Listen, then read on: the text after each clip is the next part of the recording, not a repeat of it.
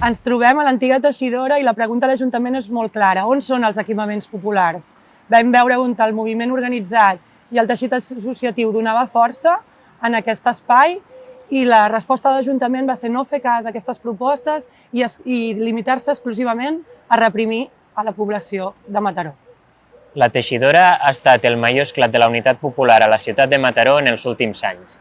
Un esclat popular en el qual moviments socials es van posar d'acord per tirar endavant un projecte autogestionat que fes de nexe als 3 barris limítrofs per tal de poder tirar endavant aquells equipaments o aquells serveis que l'Ajuntament no està donant a la ciutadania. Era un casal popular, un espai de trobada sindical, un espai on reunir-se, on fer barri, on fer ciutat. On és tot això? L'Ajuntament, liderat pel PSC i els Comuns, va tenir por de la voluntat popular, va tenir por d'escoltar la ciutadania i això no ho podem tornar a permetre. Per més projectes com la teixidora,